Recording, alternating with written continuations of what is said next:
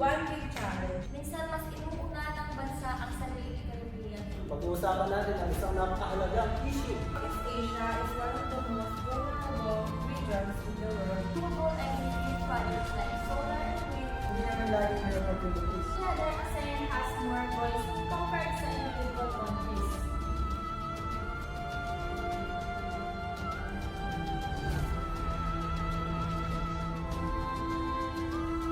Welcome to Welcome Freedom!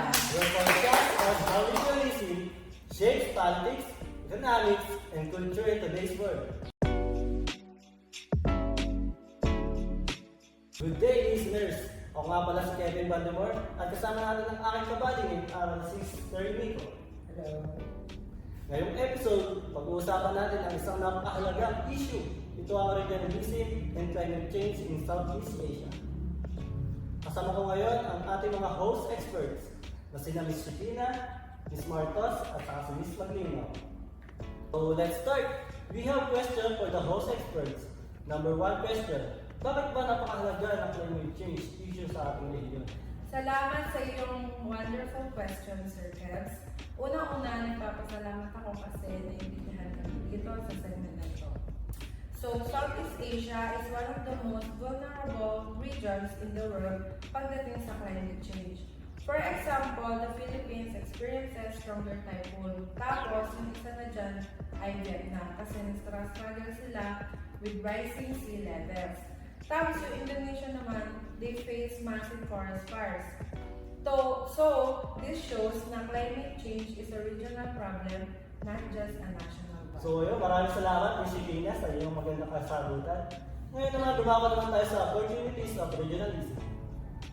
Kung ganoon, paano nakakatulong ang ASEAN or regionalism para labanan ang climate change? Good question, Mr. Baltimore. May mga opportunities din. Una, ASEAN countries have a work together in disaster response. After typhoon, ASEAN in the Philippines, ASEAN help mobilize and coordination. Mayroon ding ASEAN Agreement on Trash Boundary Haze, pollution which aims to reduce forest fire and trees. Plus, renewable energy projects like solar and wind are being shared across the region.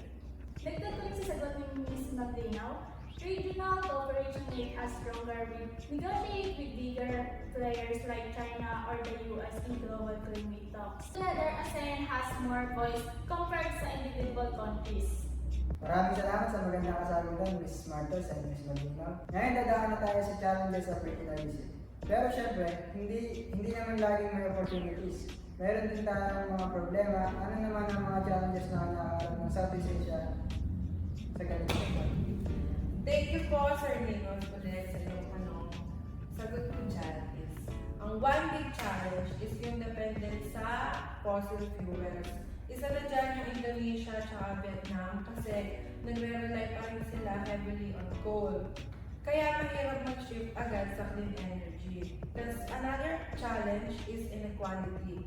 And isa na dyan yung Singapore kasi very advanced sila sa green technology. Pero countries like Laos or Myanmar lag behind. Tama! Sabi nga ni Claudio, regionalism is always balanced between national interest and regional cooperation. Kaya kahit may ASEAN agreement, minsan mas inuuna ng bansa ang sariling ekonomiya kaysa sa environmental commitments. At gaya ng sabi ni Sasset, globalization and regionalism create shared spaces.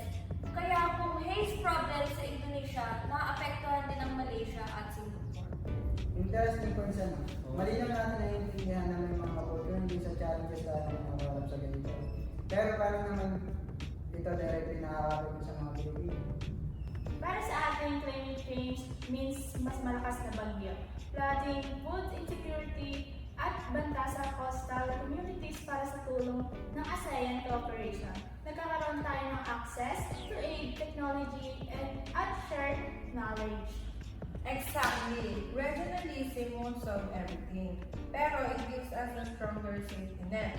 Kung sama-sama ang Southeast Asia, mas may chance tayong lumaban sa climate crisis.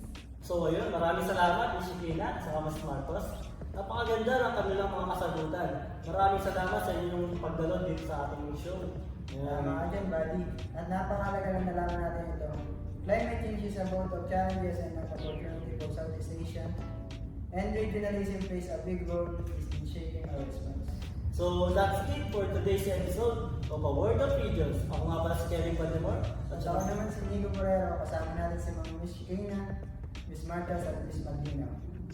Hanggang sa muli! This has been a World of Region.